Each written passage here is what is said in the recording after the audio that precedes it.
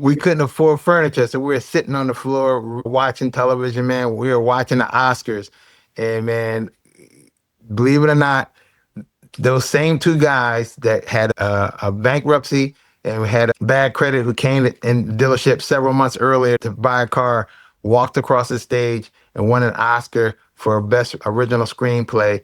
And it was for Good Will Hunting. It was Matt Damon and Ben Affleck. Hey everybody, how you doing? My name is Brad Sanders. Ready. Ha ha, very funny, motherfucker. And now, ladies and gentlemen, Hey, this is Brad Sanders, the host of This Comedy Life, and we want to remind you to like, comment, and subscribe because that pushes the show out to the algorithm and it will enable us to make more shows. Hey, everybody, this is This Comedy Life, and today we have a wonderful special guest, LaMont Ferrell, comedian, filmmaker, entrepreneur, man about town, keeper of his word. What's up, bro? What's up, Brad? How you doing, man? Appreciate you having me on, man. Thank you very much, man. This is a blessing. Yeah, man. Well, this is a blessing for us too, man. Glad you could do it. Now, you have been doing some great stuff, man, over the years. Now, you're a filmmaker, man. You a writer, TV writer. Matter of fact, you're a professor at USC. Yes, and now I'm a professor as well at Kennesaw State University. Wow. Was comedy the gateway drug into the film and TV industry for you? Oh, 1,000%, man. I'm from Philly originally, so I jumped in my car, moved across country many moons ago to LA to, like most, trying to pursue hopes and dreams. And when I got there, I realized very quickly that through stand-up, which that's my origin, that there were more power and control behind the camera and then in front of it. And I majored in journalism and creative writing at Temple University, where I attended on a basketball scholarship for Hall of Fame coach John Chaney, for those of you basketball enthusiasts out there. Wow. And, 6'4", ladies and gentlemen.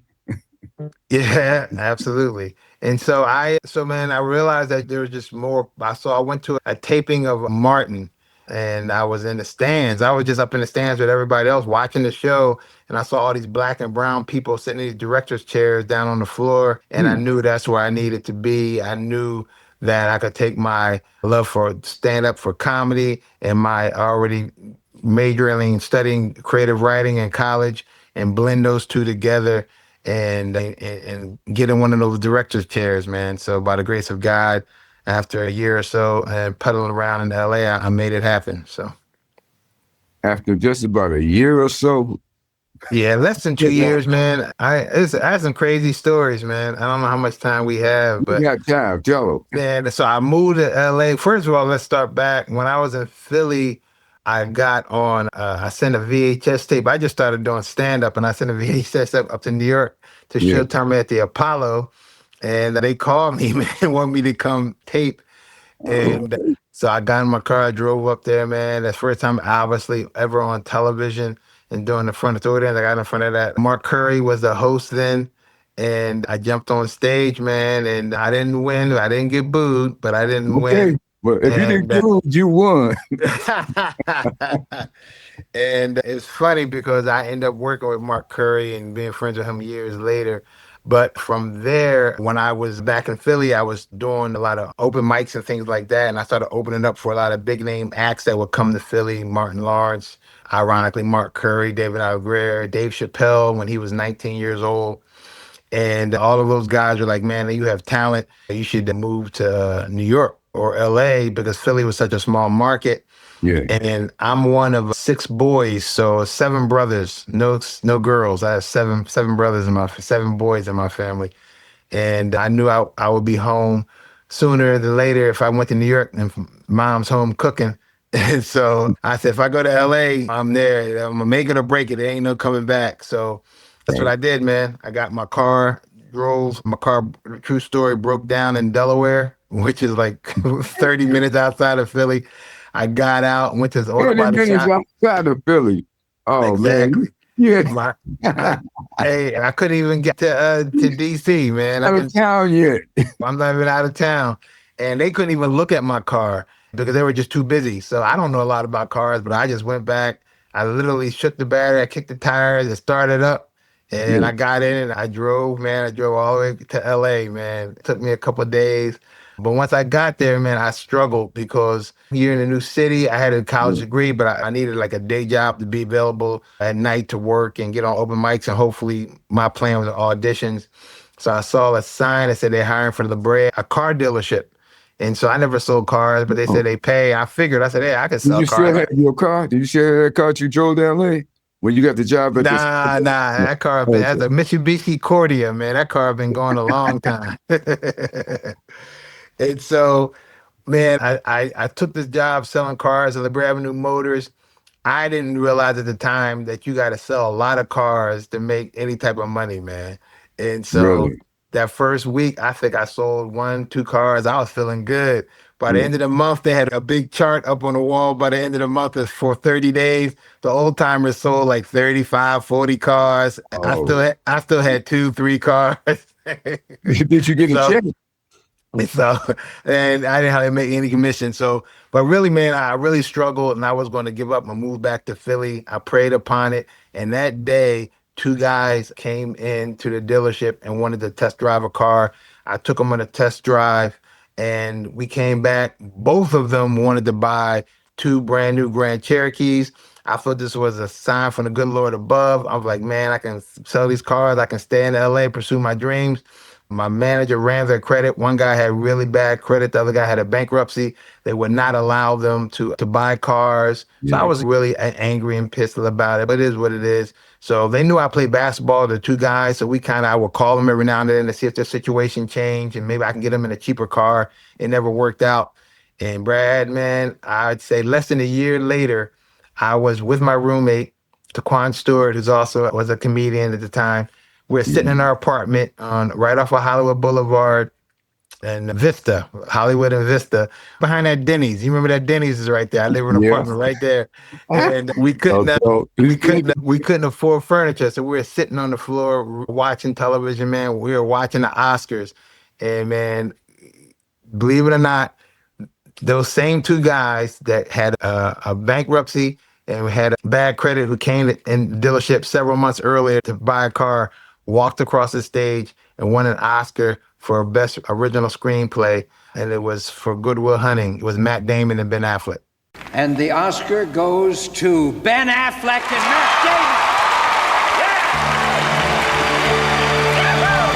Yeah, I don't think any of us are going to sleep tonight. I just said to Matt, losing would suck and winning would be really scary, and it's really scary. are you man? Are you kidding? I swear to God, man. Oh, wow. I swear to God, Brad. And so I tell that story, man, but that story, honestly, that story propelled me to where I am today. Wow. Because after I drove them in a test drive, Brad. It was like surreal. I'm like, that's the same two guys I drove in the car. Like, And they were just as broke as you. they were. That's my point. And I Yeah. saw them go from that not being able to buy a car to get an Oscar, walk across the stage. And from that day on, I said, I'm staying in LA.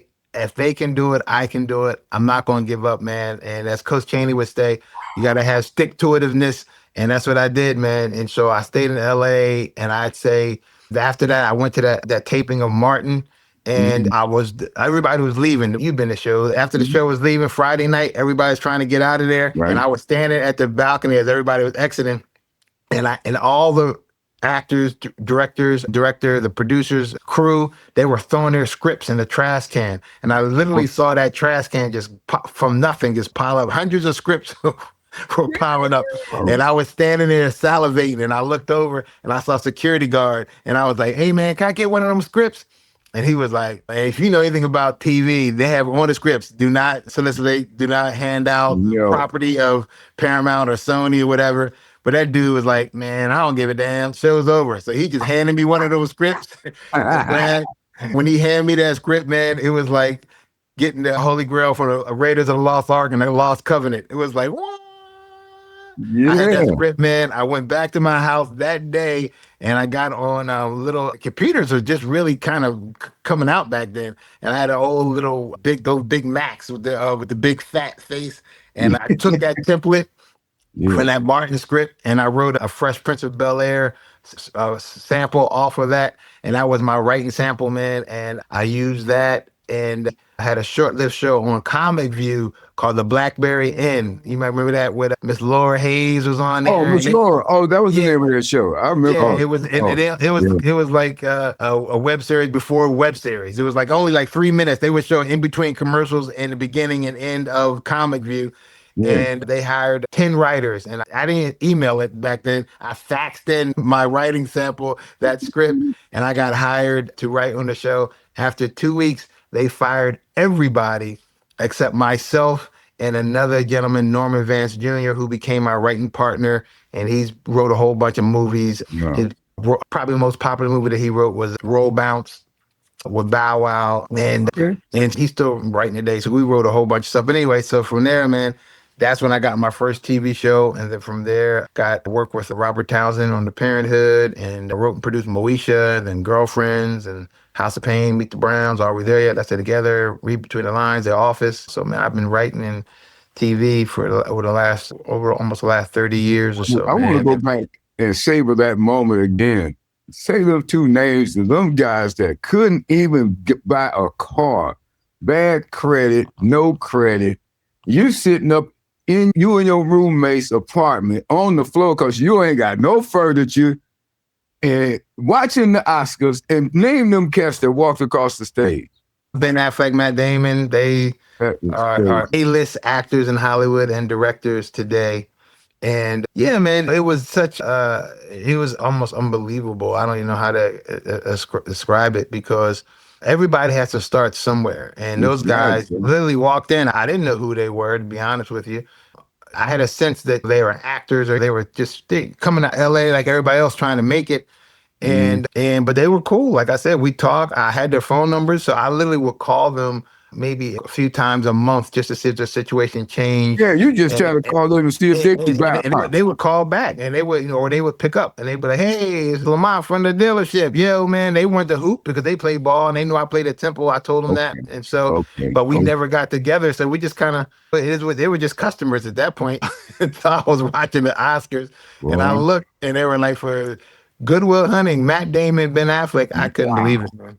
Wow, that was a great movie too. I could not. Oh yeah, great movie, man. Great movie. And that show that you mentioned with Miss Laura in it, that was like a 3-minute. That was like an interstitial, right? Yep, exact what it was. That's what The Simpsons was on the Tracy Ullman show. Yeah, you're right. That's exactly what they did. And I was like I said, they hired me as a writer, and they fired all the rest of the writers. And so that was a pivotal point as well for myself and for Norman Vance Jr., because they had 10 writers and they fired everybody except us two, but they didn't hire anybody else. And they didn't pay us any more money. So we literally had to write everything, but it laid the groundwork and the foundation just to be as creative as you can, because we just turned in scripts, and they didn't really give us too many notes. Because they knew we just had to keep turning in scripts and scripts. So we were the writing staff. We didn't really have that much. Was this a half-hour show? No, they broke it up. So it was, but they broke it up in like segments. And so I think it was like in 4 segments. Each segment was like a few minutes long. So, but it was great. And I actually got on the show. I played the Reverend Fauntleroy. I was an actor on the show as well. So, and that was really cool, man. That was just a great experience, man. Unbelievable, man. God is good, bro. Absolutely. Don't leave home without the big G. Man, that's wonderful, man. So what's going on now? What's next for you?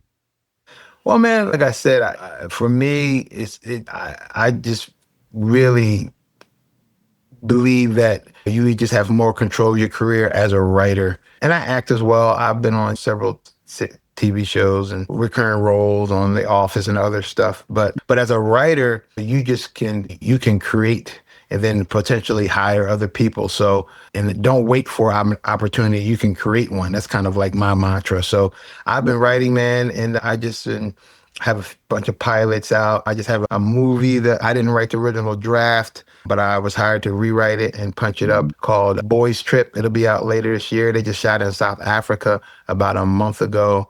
And it's directed by Kyle Scott and produced by Autumn Bailey. And so it's going to be really good. Went to the screening a couple of weeks ago, so I'm excited about that. And as I mentioned, I teach. So I teach screenwriting and film and TV writing at Kennesaw State University. And that's just really good. Be able to really lend my expertise that I've gained over the years to the younger next generation of writers and storytellers. And so that's going really well. And I also teach my own curriculum. I've been teaching before I even started working at the universities. I've been teaching just on my own curriculum online for probably almost over the last 10 or 15 years. LaMont Ferrell's TV 101. Let me jot down that web address, bro. I could use a couple of lessons. Yeah, man. I have another class coming up. So all you have to do is just go to my Facebook or Instagram page, and it's just LaMont Ferrell or Lamont F. Ferrell, I think it is on Instagram. And yep. And that's all over social media. And I've had a lot of comedians take my class over the years. So James Brown has taken my class, Sherry Shepard, Kim Whitley, so Willie Brown. Yeah, okay, I'll be there. Yeah, absolutely, man. Today, especially in today's time, we can learn how to, but everybody has a story. That's why I love about writing. Every single person has a story. Everybody grew up differently, different areas, different times, family dynamics. And a lot of times people have stories, the idea that they don't even think it's that big a deal. They're like, oh yeah, me and my family, we blah, blah, blah, my uncle, my mom, with that. And you're like, what? And they're just like, oh yeah, that's just how it is. And you're nothing, you're like, man, that should be a TV series, or that could be a movie, or that could be a book. And so once you learn how to structure that and format that and take those ideas and bring them to fruition, man. And that's my whole thing, because everybody has stories. And I started teaching these classes because I would run into people after doing stand-up or after a show or at an airport, and people where we talk and they recognize work that I've done, and they'll say, man, I'm a writer too. And I'll be like, oh, okay. Good. What you written? And they'll say, oh, I ain't never write nothing, but I got good ideas though, man. I got good ideas. And I'm like, okay, you're not my good friend Darryl Quarles, who created the whole Big Mama House franchise, I always say, you're not a writer until the IRS tells you are.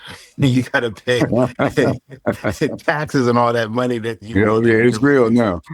Yeah, exactly, man. So, but yeah, man, like I said, it's so many outlets today. Then obviously when you and I first started out in the business, man, it was the ABC, NBC, CBS, and cable, HBO, Fox, MTV. But now with all the streamers, I don't even know.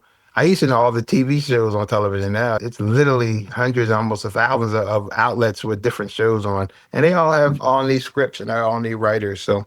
Yeah. Now, I don't know how old this resume is, but it says LaMont hopes to have his own show on the air in the near future. He sold pilots, Old School to the Fox Network, The Trouble with Girls to the UPN network. After working as a writer-producer for UPN's hit show Girlfriends, LaMont has ventured into the motion picture arena. He was one of the writers hired to punch up the movie The Cookout. Yeah, with Queen Latifah. Queen Latifah. How you like working with Queen Latifah?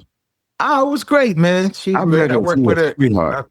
Yeah, she is. I'm from Philly. She's from up in New Jersey, North Jersey. So she has that just keep it real vibe. But I worked with her a couple of times. She was also a producer on another show that I wrote on. I think it was Let's Stay Together. I believe she was a producer on for that. So, but yeah, she was great working with her. I look forward to hopefully working with her again one day. Oh, yeah, that's going to be great, man. That's going to be great. I'm always willing to come and help out. Oh, man, that's part I get, man. Obviously, we need different voices, and that's one thing that I'm a strong proponent of, bringing voices, not just different ethnicities, but different ages, because the younger writers, late teens, early 20s, they're going to bring a different perspective. And just like the older writers can bring a different perspective to the show, because it's all about characters, man. If you look at some of the most popular shows, for example, like Abbott Elementary, they have a gamut of different ages within that show, which I think that's why that show has been so successful with Shirley Ralph and others who's been in the business for so long. And continually to win major awards for those stories that they tell. Yeah, well, I was making a shameless plug, but now I ain't shamed. Hey, man, you can't. Hey, closed mouth don't get fed, man. Yeah, I am, bro. Man, from 30 miles out of Philly on the way to the Big Apple, to LA. Man, well, look, when you first got to New York to do the comedy show, man. Being at Apollo? You were doing Showtime at the Apollo. Yeah. What was that vibe like? How did you feel walking in that set, man? Man, it was another surreal moment because, like I said, I'm in Philly. I played basketball my whole life, so the entertainment business at the time wasn't really something. I watched a lot of television, though. I did. I was a big Fat Albert and the Cosby Kids, and later on, I got to know Bill Cosby because of his connections at Temple University. So all of that was playing a part for my storytelling as I look back on it. But when I got to New York, man, that was one of my first times being in New York. Then I'm at the Showtime at the Apollo. Like I'm at the Holy Grail, the Mecca of the greats that have been there. And so, but for me, when I first walked in there, man, it was really great, but it wasn't as big as I thought. Watching on television, it just looked so grand. Yeah, And what's really funny, if you remember that show, when the show starts, Showtime at the Apollo, and they got all the women walking dancing down, girls. playing with the dancing girls. I thought that was every night. So I'm waiting for the dancing girls. I'm like, what? Brad, I said, where them dancing girls? So the producer was like, what you talking about? I'm like, on TV. They'd be like, shut that. I was like, hey, man, that's the opening. We don't do that every night. That every week. Did you notice it's the same ones?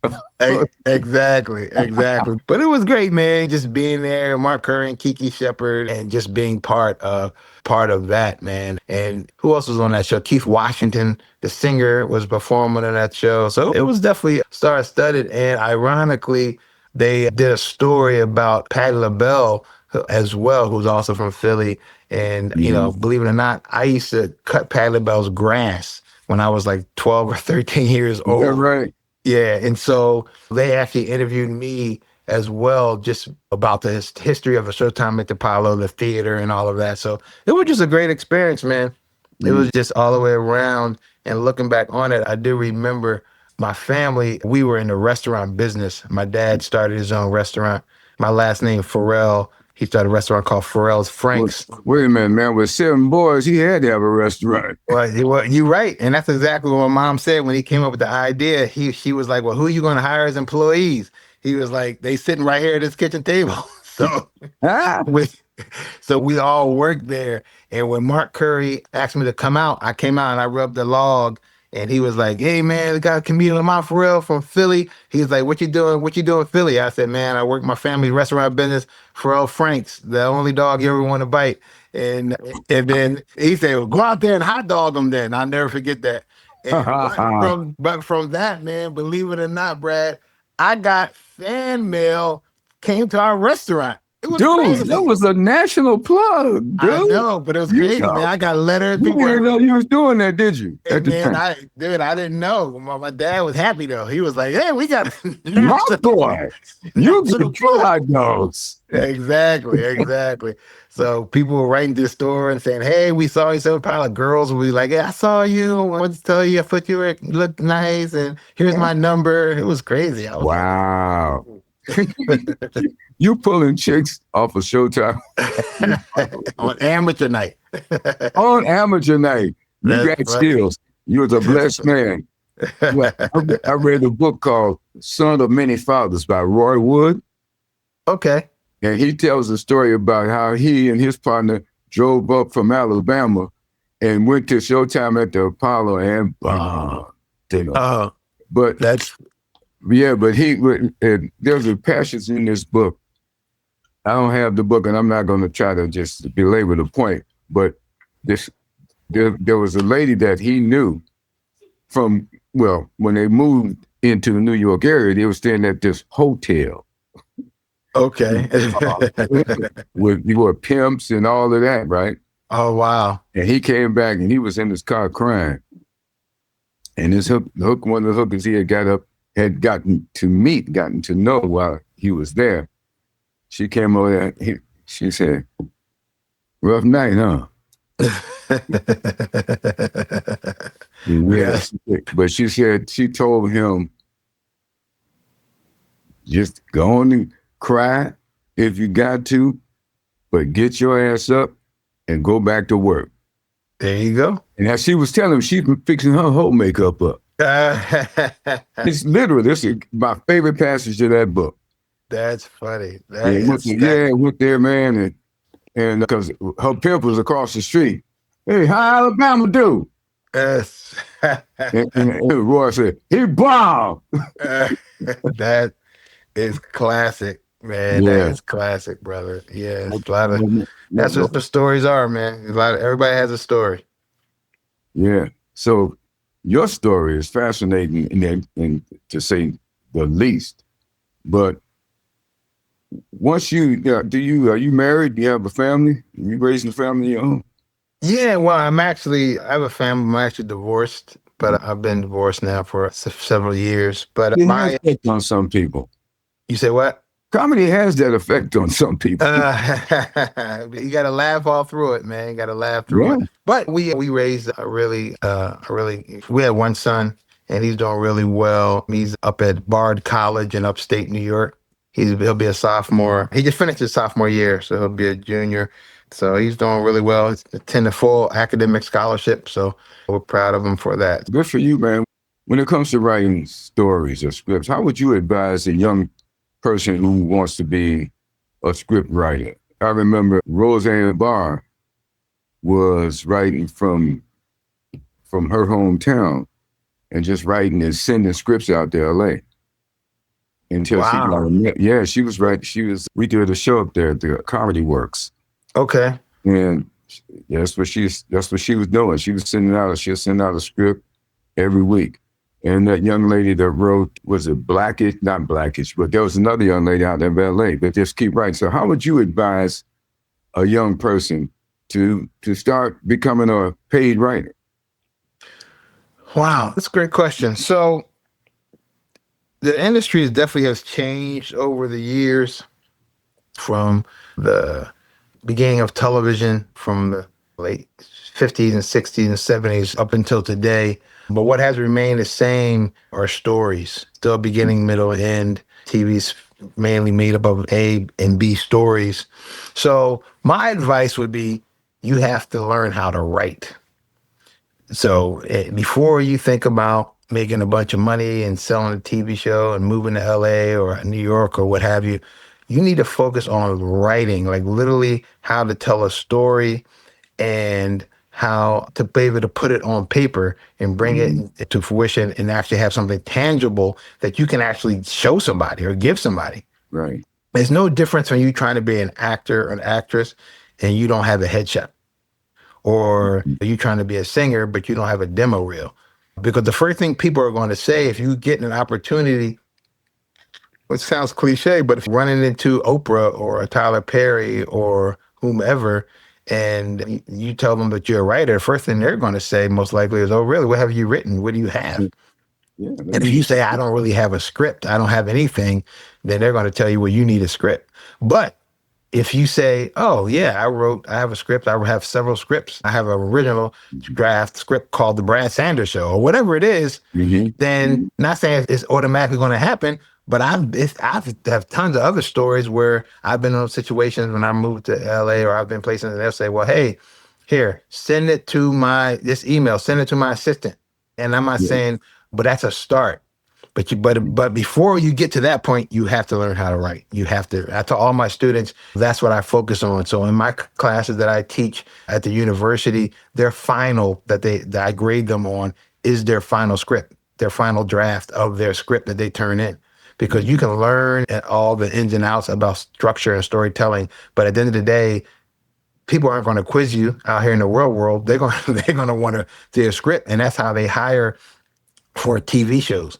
They hire based off of your spectrum. That's how you're going to get that initial interview or that initial meeting. Once they're not going to interview you just because you say you're a writer or because you have a great resume. They're going to look at they're going to want to read something that you have. And if they like, that's going to get you in the door. And now they already like your writing, because if they didn't like your writing, you wouldn't even get in the door.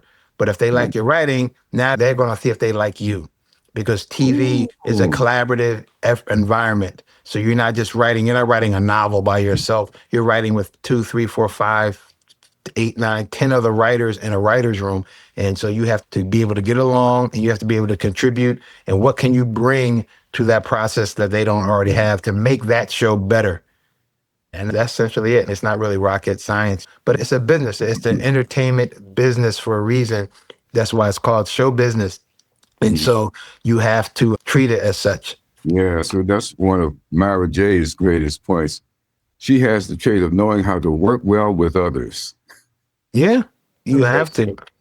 And she's written on Hanging with Mr. Cooper, several pieces for Tyler Perry. Yeah, I know Myra really well. And it's, I'm telling you, people out there, I know you. Oh, yeah. And so, yeah, Myra's a great writer. And I don't want people to think that you have to be a stand-up comedian or to be able to write for television, because the majority of shows that I've written on, there's been comedy writers, stand-ups in the room. I worked on shows like Warren Hutcherson and a whole bunch of other stand-ups, but majority of the writing staff, they were funny people, but they didn't do stand-up. So you can become and learn how to become a comedy writer or a writer. Or if you don't, if comedy's not your thing, obviously dramedies and dramas are written as well, but you just have to learn how to do that. Have you written a writer's manual, like something like Robert McKee's story? That's a great question. Yeah, my classes, we use Robert McKee's books and others. But no, I don't have a book out that teach you how to write. I guess you take my class, you're gonna get all of that. But no, I haven't put that out. And I'm not saying that's something that I wouldn't do, but I just haven't done that. One thing that I pride my classes, if anyone out there wanted to learn how to write and take a class, first of all, my classes are online, they're on Zoom. So, and it's live. I'm there with you in class. But second of all, not only are you learning the ins and outs and the ABCs of how to write for television, everyone writes a script. So you're not just learning the process, you are literally writing. So after it's a 6 weeks course, by the end of the 6 weeks, if you stay on task, you should have a sample script. But even if you're not, and if it takes you 7, 8, 9 weeks to finish it, I will still read it. I will still give you notes and all of that. So, because I think it's important that you have being able to have something that you can actually say, okay, this is something I wrote, something in your hand that you can hand to others or email to somebody. Yeah, how do people sign up for your class?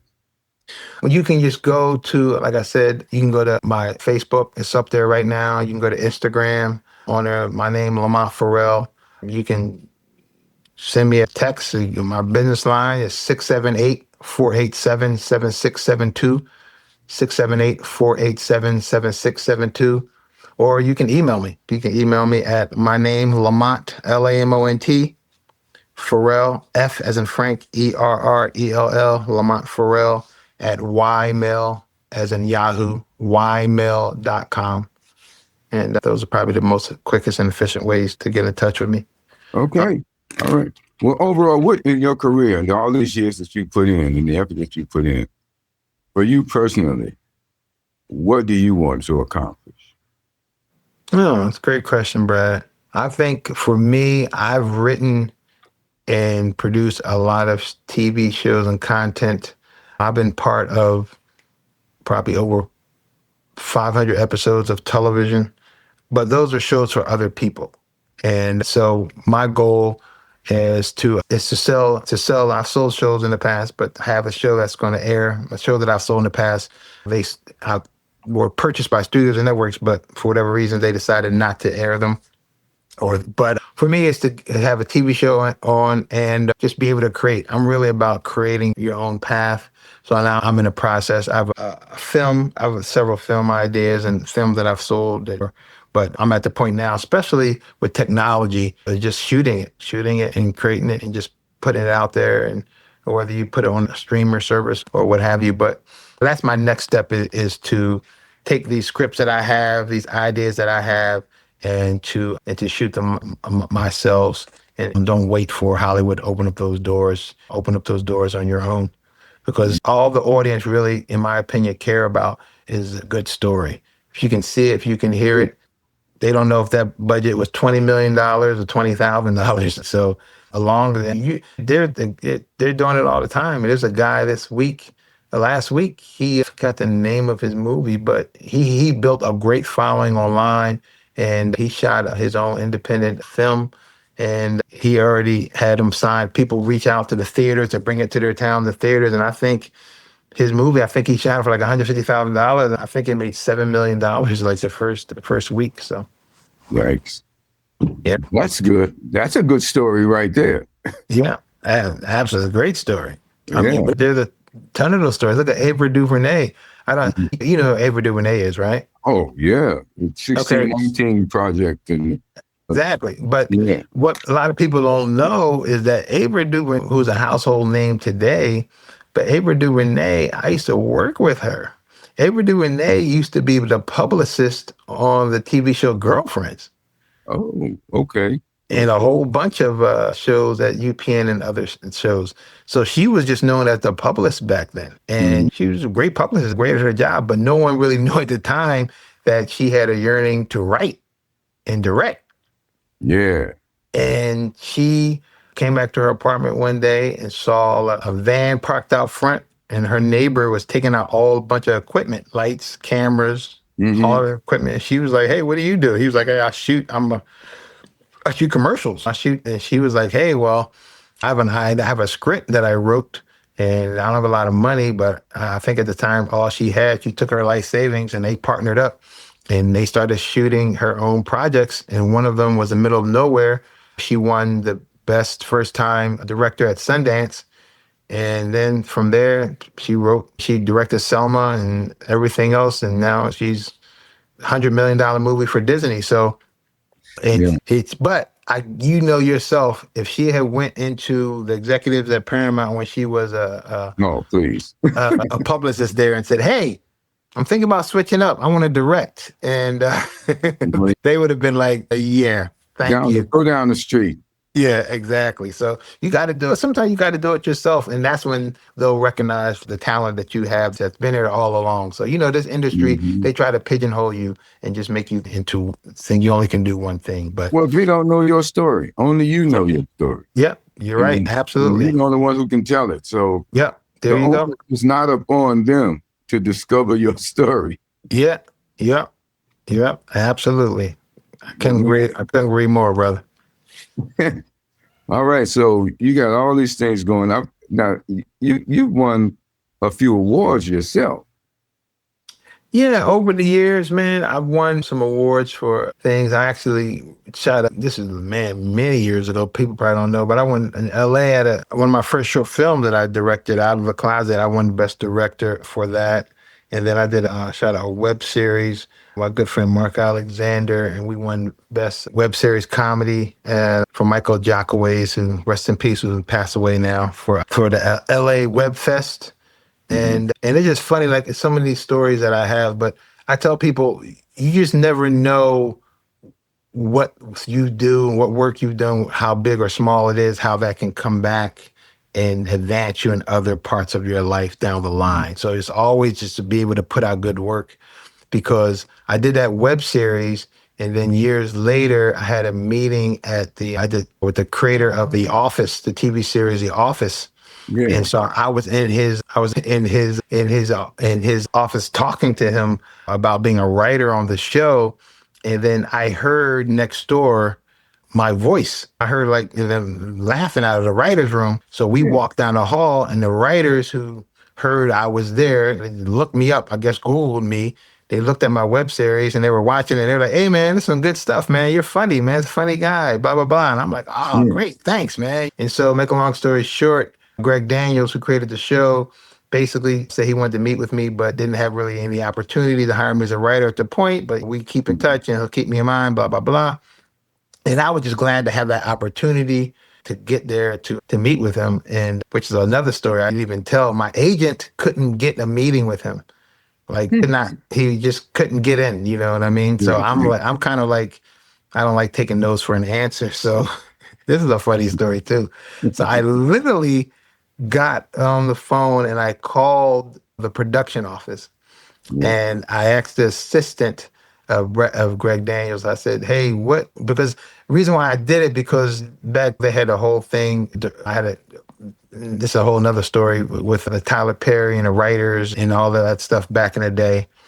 And so in the trades, they mentioned Greg Daniels, a lot of showrunners supported us and mentioned my name in their articles. So I reached out to him and said, hey, I want to thank him for standing up for the writers, blah, blah, blah. And I asked his assistant, what do they like? And she said, he's a Scotch guy. I don't even drink. Yeah. But I remember I went out and I got like from Costco, I think it was like a gift basket, had like scotch and different other stuff in there, snacks, peanuts, all the little gift basket, maybe a couple glasses. And so at the time, I didn't want to pay for like a delivery person. So I went to the lot myself as delivery guy. I got on the lot, Brad. They got me in. I went past security. I went to that lady, the same lady I called on the phone. I gave her the basket and I said, I got a delivery for Greg Daniels. And she was like, okay, sign for it. I signed for it. I gave it to him and I left. And that was it. And that's how I got them. Then next day, she called me and said, hey, I want to thank you for the delivery yesterday. Greg really appreciated it. He wanted to know if you were available to come in for a meeting on Monday. And that's how I got the meeting. But look, it even gets better. So after I went to the meeting, met with him. That's when the guys next door saw my web series and blah, blah, blah. He told me that he didn't have an opportunity to hire me as a writer, but we'll keep in touch. So I was like, just thankful for that opportunity. So then I left, went home. That was on Friday, I think. That Monday, I'm in my house. My phone rings. I look at my phone and it says Office Productions. So I knew it was like from the TV show The Office. I'm like, oh, so I picked up the phone and I'm like, hello? And they're like, hello, LaMont Ferrell? I'm like, yes. She was like, how you doing? We're calling from the TV show The Office. This is the wardrobe department. And so I've been working at TV long enough that I'm like, wardrobe? I'm like, I didn't audition for anything, but I'm just going along with it. I'm like, yeah, okay. And she was like, well, we want to know, can you come in today for a fitting at noon? And I'm like, absolutely. So I literally, now I got to drive on to the lot. I didn't have to sneak on as a courier like I did the week before. I get on there, and once I get there, I realize what happened. So from my meeting with them and Greg Daniels and those writers who saw my web series, they created a character for me. Whoa. Just without even telling me, like didn't tell me anything. And so and I met with the producer and they were like, yeah, they got a character we want you to play. We made this character up for you. So I got a recurring role on the TV show Office based off of that. I was a warehouse worker. And the biggest episode I was in was, it was called Stress Relief. And it was when Steve Carell got roasted. And the whole joke of that premise was my name was Michael. And his name is Michael on that TV show on The Office. And he didn't remember my name. That was the whole joke. And even gets better, Brad, it even gets better. They knew that I was a writer. They knew my history and all of that. So they allowed me to write my lines. So they were like, hey, the script was already done. But they said, hey, if you want to rewrite it or write and add to it, have at it. I'm like, you don't have to tell me twice. So, man, yes, I was in The Office, man, and it was a great experience, man. From Hollywood. But it all came from Hollywood. Here you go. You're right. And that's what I tell people out there. A young mechanic can be a panic. You can be anything you want, but you got to believe in yourself. You got to be able to not take no for an answer.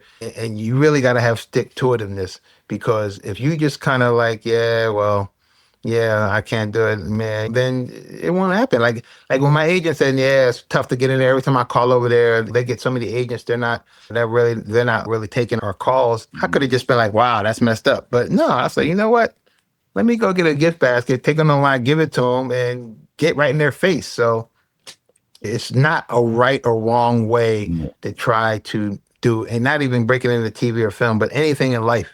If you believe yourself, you want to do it, man, you can do it. You just the front door is closed, go through the back door. If that back door is closed, go through that window. If that window's closed, come through the basement. But however it is, man, get in. People got to see you and they got to like you. Yeah, you're right. They liked you and it was off to the races from there. Well, man, that's a fascinating group of stories you share with us today on This Comedy Life. I really appreciate it. I want to remind the audience to subscribe, like, and share so we can continue to make these podcasts and bring these wonderful people in front of you and just have a good old time chopping up the comedy game, because it's quite Absolutely. a fascinating life. Just There you comedy go. life. So I Laugh, man. That's absolutely, man. Live, love, and laugh, brother. Live, love, and laugh. Absolutely. Well, I appreciate you, man. And again, anybody want to get in touch with me, just you can follow me, just reach out to me, send me a message on Instagram or on Facebook, and I'll get right back to you. Okay, that's LaMont Ferrell at ymail.com. And the business number is 678-487-7672. Absolutely. All right. And our final question. How do you want to be remembered, LaMont Ferrell? Wow. I've never been asked that question before. Man, well, hopefully it'll be a long time before somebody has to remember me. But I mean, they met you. Hey, before they leave. I'm talking about before we all got to go before I leave this earth. But man, I like to be remembered, man, as beyond. Like I said, I've been blessed to do a lot. Like I said, I played basketball at a pretty high level. I've been blessed to be writing stories and telling them, teaching. But I like to be remembered just as a good person, man. A person that cares about others, a person that's been honest, and a good son, a good father, and just a good all-around individual that's been blessed to be able to do what I would love to do and on this earth, and be able to just be a storyteller and remember me to the contributions that I've given. And if I made you laugh or smile, man, I think my job has been done. Well, LaMont Ferrell, you are a blessing, and we have been blessed with your holy presence. Well, your Holy Spirit. I ain't trying to make you God or nothing, but I'm saying the Spirit of God gives us the ability to live and move and have our being. And so you have really been a blessing to us, man. We really appreciate you coming on This Comedy Life, man. I am really overjoyed that you had the time to do it, and you get ready to go out of the country. So I say, look, you got to do what you can while you can. Amen. Appreciate you, brother. Yeah, safe travels to you, bro. All right. You take care, man. Peace. Show the world you're living this comedy life. Get your gear. Click the link in the show notes.